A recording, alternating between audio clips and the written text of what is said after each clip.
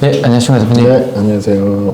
전 영상에서 네. 대표님이 연준 인사들이 매파적으로 얘기할지 또는 비둘기적으로 얘기할지 이게 좀 중요하게 봐야 된다라고 말씀을 많이 해주셨는데 9월 CPI, PPI가 예상보다 높게 나오지 않았습니까? 네네. 이런 상황에서도 과연 연준 인사들이 비둘기적으로 말할 수 있을지 대표님은 어떻게 생각하시나요?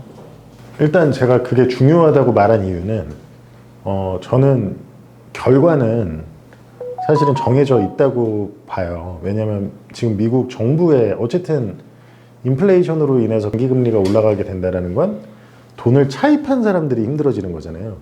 그죠? 돈을 제일 많이 빌린 사람이 힘들어지는 거잖아요. 근데 제일 많이 빌린 게 주체가 누구죠? 정부, 미국 정부잖아요. 근데 장기금리가 앞으로도 계속 오른다라고 한다면 지금 미국의 부채가 아마 33 트릴리언 달러 뭐 해서 4경 원 가까이 될 거예요. 총 부채가. 근데 이자 비용만 해도 지금 현재도 엄청나거든요. 근데 물론 이제 금리 인상 사이클 전에 장기채로 많이 발행해 놨던 것들이 있는데 그렇기 때문에 지금 이 수준인 거지. 이게 다 롤오버 시점이 곧 다 도달할 거 아니에요. 그런 그때 당시에 좀 싸게 그 돈을 빌렸던 미국 정부 입장에서도 그러면 결국에는 이게 지금 상태로만 올라간다 그래도 사실 이자 비용 이건 단순 산수만 해도 답이 나오는 문제입니다. 이건 저희가 사실 프루팅에서 아주 예전부터 계산하고 딥하게 봤던 문제이기 때문에 다만 그런 거를 연준이나 미국 정부가 겉으로 티내고 싶어 하지는 않을 거예요. 절대. 그리고 왜 답은 정해져 있음에도 그러니까 연준이 기준금리를 크게 인플레이션을 잡을 막 당장 때려잡을 만큼 앞으로도 더 못 올릴 거다는 저는 그렇게 보지만 물론 이제 2차 스파이크가 확 뛰면 이제 그때는 또 뒤따라서 어쩔 수 없이 하지만 아무튼 올해 인플레이션에 끌려다닐 거다라고 분명히 그렇게 보지만 그럼에도 왜 이번 주에 시장은 일단 연준 인사들이 말하는 거를 주의 깊게 봐야 된다라고 얘기를 하는 거는 답은 정해져 있더라도 투자에 있어서 정말 가장 어려운 게 뭐냐면 전문 투자자라고 할지라도 어떤 이벤트에 대해서 예를 들어 정답을 저희가 확실히 알고 있다라고 생각을 해볼게요. 아니면 뭐 어떤 다른 분이 확실히 알고 있다라고 쳤을 때 확실히 정답을 알고 있음에도 시장의 다수는 정답을 모르거든요, 보통. 그러니까 그 시장의 리액션까지 어떻게 될지는 그거는 예단을 하기가 어려워요.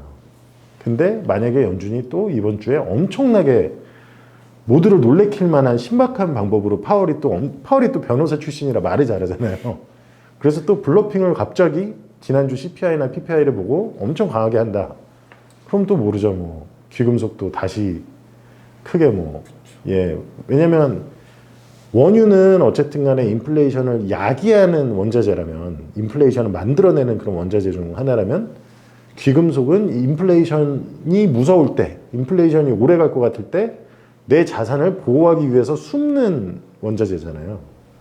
근데 원래는 이 두 개가 같은 방향으로 가야 인플레이션을 두려워하는 건데 연준이 블러핑을 또 엄청나게 효과적으로 하면 또 시장의 반응이 또 뭐 갑자기 또 다시 이제 지난주 금요일에 있었던 어떤 스태그플레이셔너리한 그런 전망을 하는 게 아니라 갑자기 또 이제 단기적으로는 아무튼 그렇게 부러지는 걸 또 예상하고 프라이싱 할 수 있으니까 이제 그런 차원에서 잘 봐야 된다라는 거지 궁극적인 이제 방향은 저는 이제 스태그플레이션이라고 보고 있기 때문에 아무튼 일단 그렇고 둘째 아까 이제 질문 주신 거에 대해서 그냥 바로 얘기를 해보자면 CPI랑 PPI가 예상보다 높게 나왔음에도 그럴 수 있겠냐.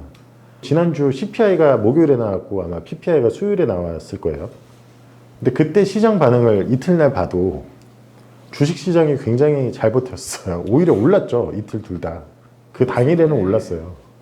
그리고 나서 이제 후행적으로 또 오른 시장을 보고 이제 월가의 애널들이나 이렇게 전망을 내놓으니까 또 전망들이 뭐 다들 오히려 희망찬 최근 주식시장은 굉장히 모든 희망적인 거는 다 갖다 붙이잖아요. 그래서 희망적이게 해석을 하고 또 언론에서도 또 꽤 뭐 나름 그래도 뭐 그렇게 나쁘지 않았다 이렇게도 나오더라고요.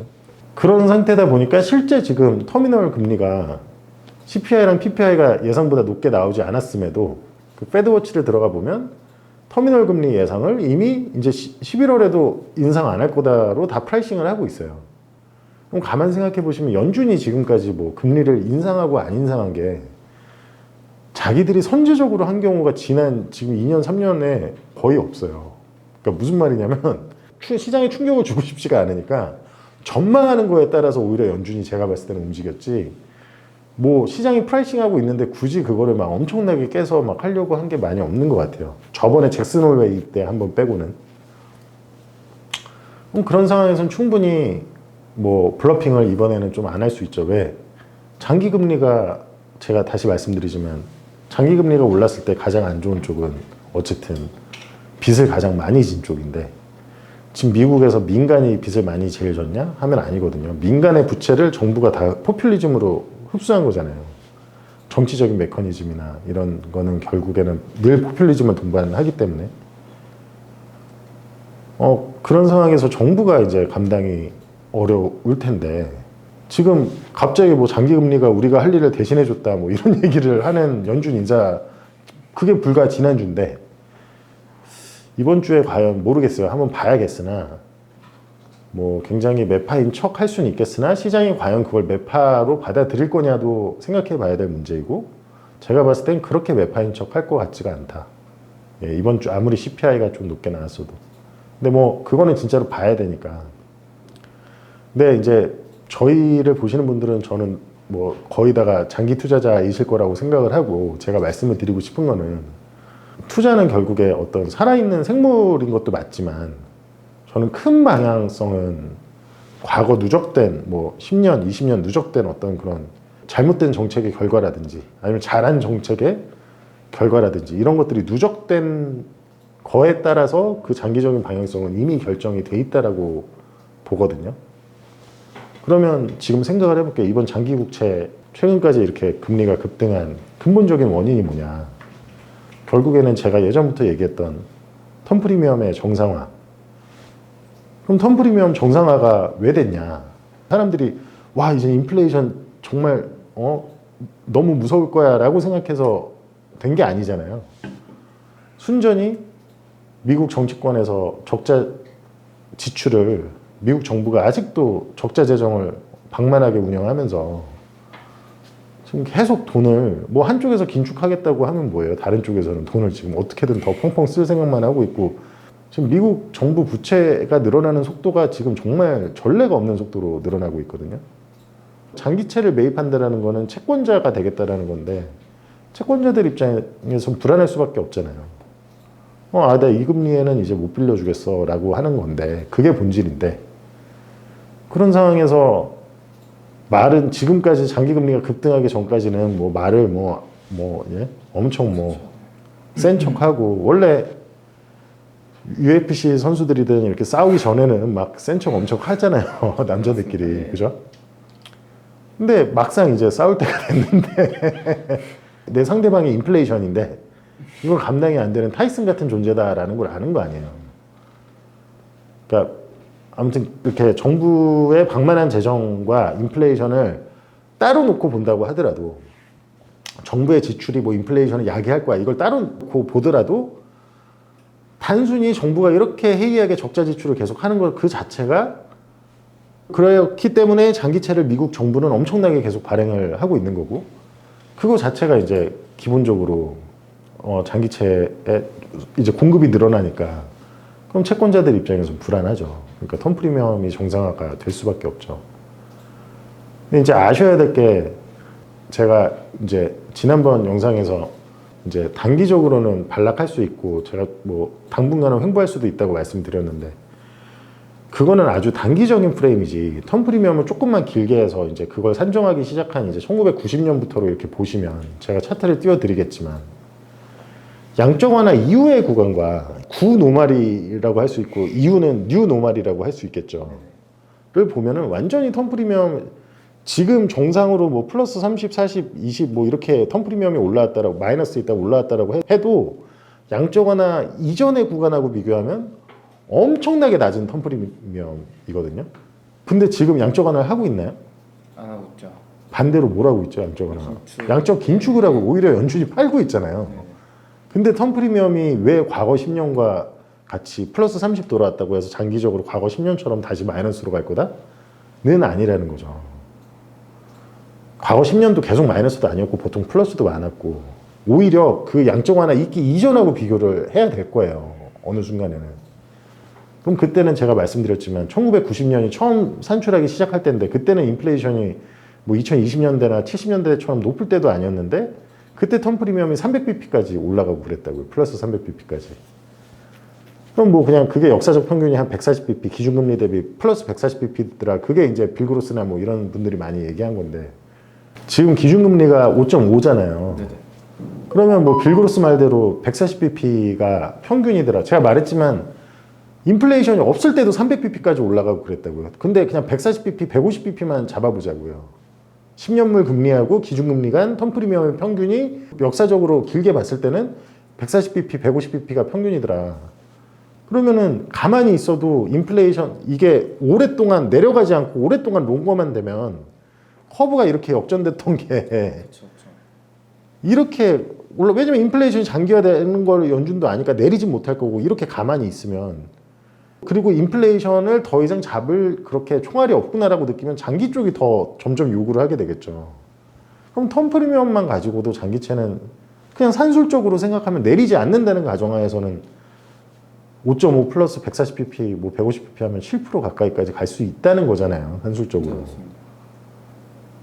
근데 반대로 인플레이션이 정말 강하게 오면 뭐 어디까지 갈지 모르는 거지만 어쨌든 저는 보수적으로 또 내년이나 뭐 아무튼 장기적으로 봤을 때는 지난번에도 말씀드렸듯이 10년물 기준 한 6%까지는 일단 저는 보고 있다. 다만 아주 단기적으로는 뭐 횡보하든지 반락한 다음에 뭐 이렇다라고 말씀을 드린 건데 아무튼 그렇기 때문에 장기 금리가 언제든지 더 오를 수 있다라는 걸 이제는 연준 인사들도 알 거고 그러니까 오히려 말했지만 그나마 기준금리를 더 안 올릴 거야 라고 얘기를 하는 게 뭔가 장기금리가 당장에 급등하지 않게 하는 데는 도움이 되겠다라고 아마 그렇게 착각을 할 가능성이 높을 것 같아요. 제 생각에는. 그래서 그게 사실은 제가 지난번에 얘기했듯이 오히려 그게 더 장기금리 텐트럼에 장기적으로는 위험할 수 있지만 일단 단기적으로는 그렇게 생각을 할 수 있을 것 같아요. 대표님이 PPI 발표하고 CPI 발표한 뒤에 네. 증시가 올라가지고 시장에서는 오히려 이걸 긍정적으로 해석을 하는 네네. 이런 언론이나 이런 애널들이 많다고 하셨는데 네네. 그건 사후적으로 해석을 하다 보니까. 예, 네네. 그건 대표님이 해석하시기에는 네네. CPI나 PPI 데이터 수치를 어떻게 해석하시나요? 일단 뭐 CPI 같은 경우는 PPI는 일단 그 전에 나왔고 뭐 다들 네. 아시겠듯이 이제 뭐 예상보다 많이 높게 나왔으니까 건너뛰더라도 CPI가 이제 헤드라인이 예상보다 조금 높게 나왔고 근원은 이제 비슷하게 나왔는데 이거를 가지고 뭐 좀 나름 희망적으로 해석하는 쪽이 꽤 있더라고요. 근데 정말로 물가지표나 이런 거는 객관적으로 해석을 해야지 절대 어떤 시장이 그날 올랐다고 해서 그거를 또 시장 분위기에 휩쓸려서 희망적으로 분석하는 그런 뭐 월가의 애널들이나 그런 식으로 하게 되면 절대 안 되거든요. 제가 지난번에도 얘기 드렸는데 슈퍼코어 물가가 전월비로 0.6%가 올라가지고 1년 중에 거의 제가 알기로 제일 높게 전월비로가 올랐어요. 슈퍼코어가. 네네. 그러니까 이거는 뭐 에너지랑 뭐 음식 빼고 서비스 안에 있는 뭐 그런 아무튼 잘 안 움직이는 그런 물가인데 한번 올라가면 떨어지기도 쉽지 않고. 근데 그게 0.6이 올랐는데 전월비로. 근데 그게 또 전월비가 0.6이 오른 게 그 슈퍼코어를 구성하는 의료보험비가 굉장히 크게 낮게 나온 와중에 슈퍼코어가 0.6이 올랐어요. 그러니 그러니까 자세히만 뜯어보면 제가 그 의료보험 그게 이제 계절적 요인 때문에 전월비 말고 전년비로 37%가 하락한 걸로 나왔거든요. 그럼에도 불구하고 슈퍼코어가 전월비로 0.6%가 오른 걸로 나왔다고요. 그러니까 뭐 단순히 이게 지금 에너지 뭐 이런 문제가 아니고 그리고 이번에 오른 것들 크게 오른 것들이 보면 다 정말 필수 중에 필수 전기세 뭐 뭐 기름값이야 뭐 에너지야 당연히 그럴 거고 그리고 또 주거 주거는 제가 그렇게 계속 얘기를 하는 게 아직도 집값이 떨어질 거니까 뭐 미국의 월세가 떨어질 거야 뭐 이런 분들 되게 이게 주류인데 계속 말하지만 장기 금리가 올라 있을 때는 결코 이 월세는 집값은 떨어질 수 있어도 월세는 떨어지기가 쉽지가 않다. 이거는 과거 영상들이 많이 있으니까. 그러니까 거기다가 기존의 집주인들이 지금 기존의 홈오너들 미국 같은 경우는 보통 변동이 아니라 고정금리로 보통 많이 다 받았기 때문에 그럼 그런 사람들 입장에서 지금 집을 기존 주택을 팔아버리면은 새 주택을 살 때 훨씬 더 2배 이상 비싸진 금리를 내야 되는데 누가 집을 팔겠냐고요. 그러니까 집에 대한 공급이 없잖아요. 그러니까 집 가격이 떨어지기도 쉬운 구조가 아니에요. 미국 같은 경우는 현재 거래 자체는 확 줄었는데 그런다고 가격이 이렇게 떨어지지가 잘 쉽지 않은 구조라고요. 그러니까 아무튼 그런 아주 고질적이고 문제 있는 그러니까 정말로 필수제 중에 필수제들은 지금 엄청나게 오르고 있고 그런 반면에 이게 과연 인플레이션이 안정될 거다라고 희망 장밋빛 그거를 하는 거는 굉장히 잘못된 거기다가 이번에 전쟁까지 터졌잖아요. 뭐 전쟁에 대해서는 제가 뭐 사실 뭐 얼마나 깊게 뭐 얘기를 한다라고 하기도 그거는 간단하게 다음 편에서 촬영하시죠. 근데 아무튼 네 그렇습니다. 대표님은 이번에 CPI, PPI를 객관적으로 바라봤을 때 조금 굉장히 높게 나왔다. 굉장히 그러니까 그 세부 항목이 더 문제였다. 그러니까 세부 항목들이 네, 정말로 전혀 안심할 만한. 그러니까 오히려 연준 인사들이 지난주에 그렇게 막 어떻게 보면 피벗 같은 그런 게 했는데 굉장히 정말 무한할 만큼 제가 봤을 때는 그렇게 나왔다. 네. 그리고 그럼에도 CPI조차도 그리고 그럼에도 불구하고 연준은 좀 비둘기적으로 네네. 말할 가능성이 있고 만약에 그거는 제가 이번 주에는 어떻게 얘기할지는 정확히 모르겠으나 충분히 뭐 지난주 분위기처럼 얘기할 수 있죠. 혹시 만약 비둘기적으로 말한다면 그건 오히려 이제 시장의 이제 기대 인플레이션을 엄청 뛰어올리겠죠. 이제 그게 그렇게 되면은 제가 말씀드린 귀금속이나 뭐 유가도 마찬가지고 이제 그런 정말 본격적인 원자재 그러니까 저는 어차피 이렇게 될 거라는 걸 계속 주지를 드렸지만 아무튼 그게 더 심화가 될 수가 있습니다. 근데 아주 단기적으로는 어떻게 될지 모르고요. 뭐 1주나 2주나 3주나 뭐 그거는 모르겠고. 네. 혹시 최근에 한국장도 굉장히 네네. 좀 변동성이 굉장히 큰 모습을 보이고 있는데 한국장에 대해서는 혹시 전망하시는 게 따로 있으실까요?